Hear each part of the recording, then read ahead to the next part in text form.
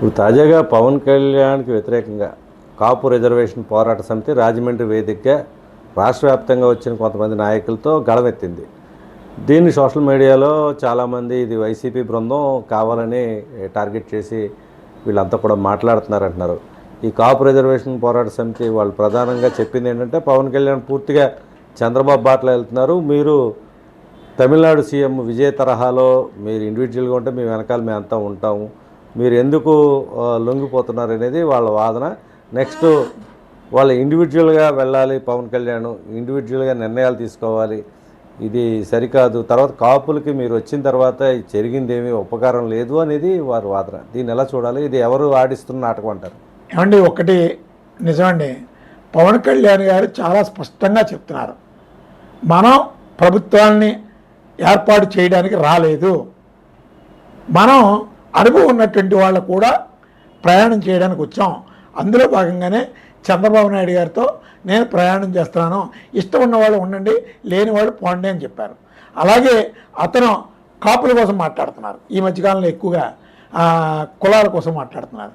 అసలు అతను కాపు అని చెప్పుకొని కాపు యొక్క ఐడెంటిటీని చాటుకున్నాడు కాబట్టే అతనికి ఈరోజు ఆ ఐడెంటిటీ వచ్చిందండి. కాపులే లేకపోతే, ఆంధ్రప్రదేశ్లో కాపు వర్గమే లేకపోతే అసలు పవన్ కళ్యాణ్ ఎవరు? పవన్ కళ్యాణ్కి అర్హత ఎక్కడి నుంచి వచ్చింది? ఈరోజు కాపుల్ని మిమ్మల్ని ఎవడో నాకు సపోర్ట్ చేయమన్నాడు, కాపులు ఏంటి నాకెంత అని ఇష్టం వచ్చినట్టు మాట్లాడుతున్నాడు. అంతేగాని అతను ఈరోజు ఏరు తాటిన తర్వాత తెప్ప తగలేటి ఉంటారు. అలాగే ఈరోజు ఆయనకి ఈ స్థాయి కల్పించినటువంటిదే ఆంధ్రప్రదేశ్లో ఉన్నటువంటి కాపు వర్గం. అసలు నాకు మొట్టమొదట మేము ఎప్పుడో చెప్పండి, అసలు పవన్ కళ్యాణ్ అనే వ్యక్తి కాపు కాదు అని మాకు అనేక సందేహాలు ఉన్నాయి. అతను కమ్యూనిటీ సర్టిఫికెట్ని ధృవీకరణ జరపమని రాష్ట్రీయ ప్రజా కాంగ్రెస్ పార్టీ నుంచి మేము అనేక సందర్భాల్లో చెప్పాం. కొంతమంది కాపు వర్గాలను అతను మోసం చేస్తున్నాడు, అతను కాపు కాదు, అతను కాపు అయితే కాపు అని చూపించగలిగేటటువంటి ఒక సర్టిఫైడ్ అథెంటికేటెడ్ సర్టిఫికేట్ని విడుదల చేయమనండి, చూపించమనండి. ఇప్పుడు అంటే ఆయన కాపు కాకపోతే కాపులందరూ ఆయన వెనకాల ఎందుకు ర్యాలీ అవుతారు కానివ్వండి, చాలా మెజారిటీ కాపులు, అందరు కాపులు కాదు.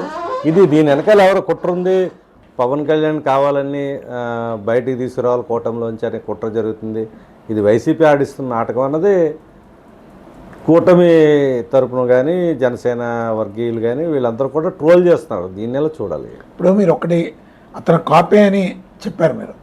ఈ మధ్యకాలంలో తులసిరెడ్డి గారు కావచ్చు, అలాగే తెలంగాణ రాయలసీమలో చాలామంది నాయకులు కాపు అనేటటువంటి పదం ఇది ఒక పెద్ద రకం, మా గ్రామాల్లో ఉన్నటువంటి వాళ్ళు ఇక్కడ చుట్టుపక్కలంతా కూడా కాపు అని ఉంటుంది, రెడ్లకు కూడా కాపులని ఉంటుంది అని చెప్పారు. అలాగే ఇక్కడికి వచ్చేటప్పటికి చాలామంది మైగ్రేట్ అయ్యారని చెప్పి తులసిరెడ్డి గారు కొంతమంది నాయకులు పవన్ కళ్యాణ్ని దృష్టిలో పెట్టుకొని అతను పవన్ కళ్యాణ్ అనే వ్యక్తి అసలు కాపు కమ్యూనిటీయే కాదు అని చాలా బాహటంగా చెప్పారండి వాళ్ళు.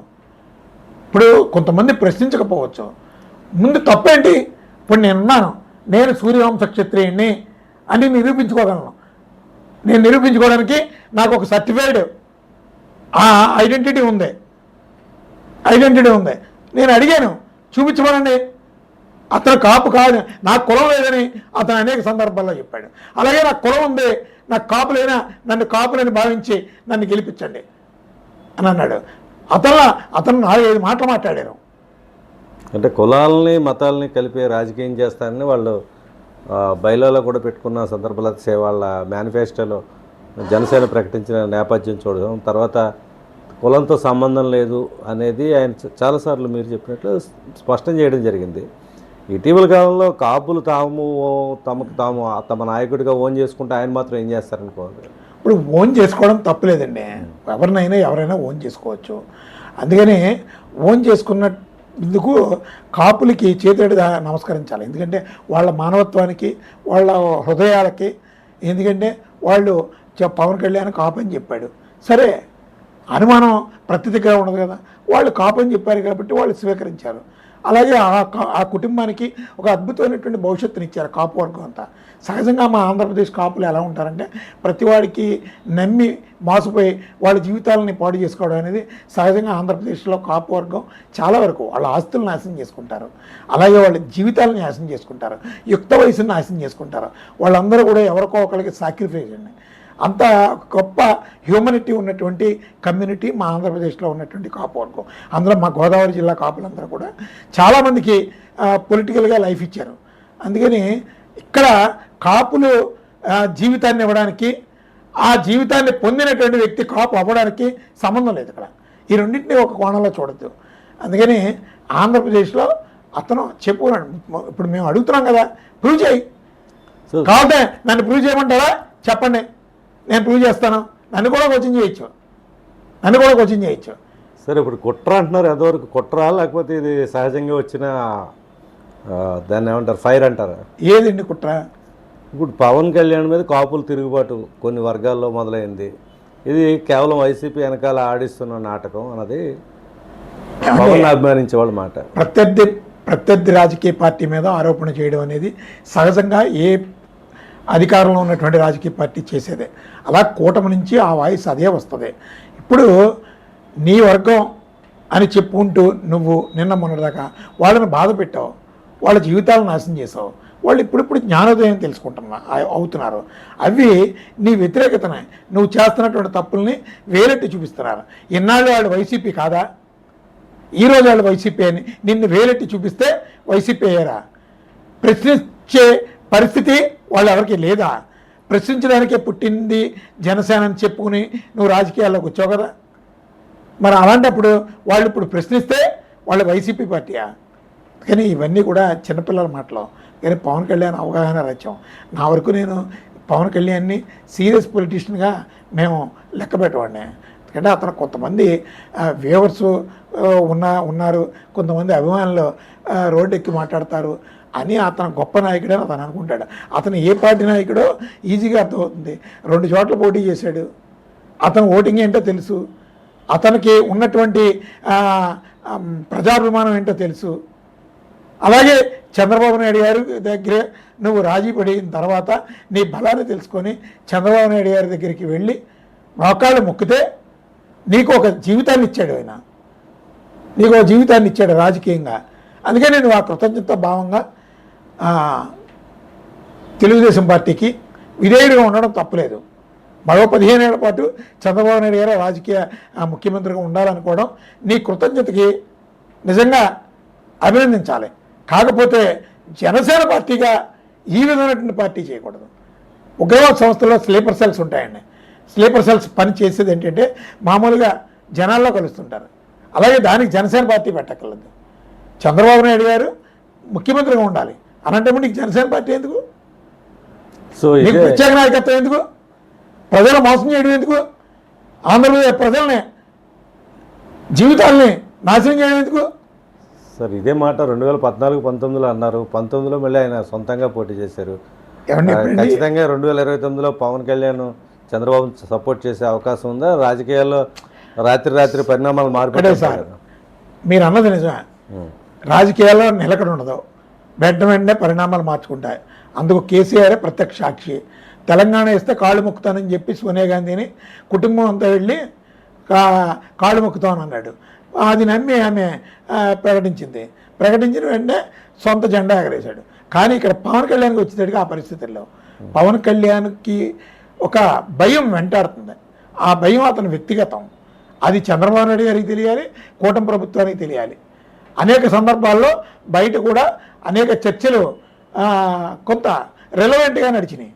అందుకని ఇప్పుడు కాదు, ఎప్పటికీ కూడా చంద్రబాబు నాయుడు గారిని కాదని ఆయన ప్రత్యేకంగా వచ్చి తొడగొట్టేటటువంటి పరిస్థితులు పవన్ కళ్యాణ్ గారికి అయితే లేవు. మరి 19లో కొట్టారు కదా ఆయన. ఏమండి 19లో తొడగొట్టారు కదా. అదే ఆ తొడగొట్టిందే 2024లో జాగ్రత్త పెట్టింది. ఆ తొడగొట్టినప్పుడు ఆయన బలహీనతల్ని చంద్రబాబు నాయుడు గారు కావచ్చు, మోడీ గారు కావచ్చు, ఒళ్ళు దగ్గర పెట్టుకో అని సరైనటువంటి కాషను పంపించారు. పంపించిన తర్వాత అతని భవిష్యత్తు అతను తెలుసుకొని పూర్తిగా సరెండర్ అయిపోయారు. అంతేగాని అతను అయినా పవన్ కళ్యాణ్ అనే వ్యక్తి ఈరోజు మాట్లాడారు, మొన్న 10 ఏళ్ల క్రితం ఎలా మాట్లాడారు, ఆయన నిన్న మాట్లాడిందే మర్చిపోతాడు, మర్చిపోయి మళ్ళీ రేపు ఏదో మాట్లాడతాడు. 10 ఏళ్ల క్రితం తీసుకున్నటువంటి నిర్ణయాల్ని కంపేర్ చేస్తూ మనం మాట్లాడడం కూడా అది పవన్ కళ్యాణ్ దృష్టిలో కరెక్ట్ కాదు. నేను అదే అంటున్నాను. ఇప్పుడు 15 ఏళ్ళు ఆయన ఖచ్చితంగా వెనకాల ర్యాలీ అయ్యే అవకాశం ఉందా టీడీపీతో? ఏమండి, దిక్కు లేదండి. నిజం చెప్పాలంటే 15 ఏళ్ళు కాదు, ఎన్నాళ్ళైనా సరే చంద్రబాబు నాయుడు గారిని కాదని పవన్ కళ్యాణ్కి దిక్కు లేదు. ఒకవేళ పవన్ కళ్యాణ్ చంద్రబాబు నాయుడు గారిని కాదని వచ్చినా ప్రజలు నమ్మరు. అది ఒక మా దృష్టిలో ఒక స్లీపర్ సెల్ యాక్టివిటీ మేము చెప్తున్నాం. ఫైనల్గా మీరు చెప్పేదేనా ఉందండి అంటే ఓవరాల్గా? రాష్ట్ర రాజకీయాలు చాలా అధ్వానంగా ఉన్నాయండి. ఆంధ్రప్రదేశ్ ప్రజలు చాలా ఘోరమైనటువంటి విపత్కర పరిస్థితులు ఎదుర్కొంటున్నారు. కేంద్రం పూర్తిగా ఆంధ్రప్రదేశ్ ప్రభుత్వాన్ని, ఆంధ్రప్రదేశ్ ప్రజల్ని నిర్లక్ష్యం చేస్తుంది. ఇక్కడ మాకున్నటువంటి వనరుల్ని దోచుకుపోతుంది. మా వాటా ఏంటి, మా వనరులో 100 రూపాయలు పట్టుకుపోతున్నారు, కనీసం మాకు 70 పైసలైనా ఇస్తలేదు అని అడిగేటటువంటి నాయకుడు మా ఆంధ్రప్రదేశ్లో లేరు. అందుకని కేంద్ర ప్రభుత్వం చాలా తెలివైనటువంటి గేమ్ ఆడుతుంది. ఆంధ్రప్రదేశ్ నుంచి మేము దోచుకుపోతాం, ఇక్కడ వనరులను పట్టుకుపోతాం, మీరు పూర్తిగా మాకు సహకరించాలి, కాదు అని మాకు తొడగొడితే మీ జీవితాలు ఈ విధంగా ఉంటాయి డైరెక్ట్గా హెచ్చరిస్తున్నారు. వాళ్ళు హెచ్చరిస్తున్నారు. అందుకని ఇక్కడ ఉన్నటువంటి ఈ కూటమి ప్రభుత్వం కానీ అలాగే జగన్ ప్రభుత్వం కానీ ఆంధ్రప్రదేశ్కి భవిష్యత్తు లేదు. ప్రత్యామ్నాయ నూతన రాజకీయ నిర్మాణం అనేది ఆంధ్రప్రదేశ్కి ఆవిర్భావం యాజ్ ఎర్లీ యాజ్ పాసిబుల్ వస్తుంది. ప్రజల్లో చైతన్యం వస్తుందండి. ఎందుకంటే 2029లో అందరూ కొన్ని మీడియా, కొంత సొంత కార్పొరేట్ మీడియా సంస్థల ఎనాలిసిస్లు, వాళ్ళ యొక్క డిబేట్లు ఎందుకు పనికి రావడండి, వాటికి అన్నిటికీ భిన్నంగా ఒక ఆల్టర్నేటివ్ పొలిటికల్ ప్లాట్ఫాము క్రియేట్ అవుతుంది. ఆంధ్రప్రదేశ్కి అద్భుతమైనటువంటి భవిష్యత్తు ఉందండి. అద్భుతమైనటువంటి ఒక గొప్ప సంపన్న రాష్ట్రంగా ఆంధ్రప్రదేశ్ చరిత్ర పుటల్లో నిలిచేటటువంటి అవకాశం ఉంది. ఆకలితో ఉన్నారు. అందుకని ప్రజలు తిరుగుబాటు ఏ స్థాయిలో ఉంటుందో ఈ రాజకీయ పార్టీలు ఖచ్చితంగా ఎదురు చూస్తాయి, చెవి చూస్తాయని చెప్పి ఆ పార్టీలని రాష్ట్రీయ ప్రజా కాంగ్రెస్ పార్టీ హెచ్చరిస్తుంది. Thank you very much. అనేక అంశాలు, ముఖ్యంగా కాలుష్యానికి సంబంధించి, గోదావరి జలాలకు సంబంధించి మాట్లాడడం జరిగింది. తర్వాత రాష్ట్రంలో ఇటీవల జరిగిన స్టీల్ ప్లాంట్లో ఉన్న ప్రమాదానికి సంబంధించి కీలక అంశాలు మాట్లాడారు. పవన్ కళ్యాణ్ రాజకీయ జీవితం, తర్వాత ఇటీవల మోడీని కలిసిన తర్వాత జరిగిన పరిణామాలు, ఇటీవల కాపుల రిజర్వేషన్ పోరాట సమితి ఆయన మీద చేస్తున్న ఆరోపణలు, విమర్శలు, వీటన్నిటి మీద స్పష్టమైన సంకేతాలు ఇచ్చారు. దాంతోపాటు ప్రత్యామ్నాయ రాజకీయ వ్యవస్థ వైపు ప్రజలు చూడబోతున్నారు. దీని పరిణామాలని ఖచ్చితంగా రాబోయే రోజుల్లో అన్ని రాజకీయ పార్టీలు అనుభవించి తీరతాయి, దీనికి ప్రజల ఆలోచనలో పడ్డారని చెప్తున్న మేడా శ్రీనివాస్ గారితో మరోసారి మరో అంశాల్లో మళ్ళీ కలిసి మనం చర్చిద్దాం. Thank you very much Srinivas గారు. ఇది ఈస్ట్ న్యూస్ కోసం రామనారాయణ.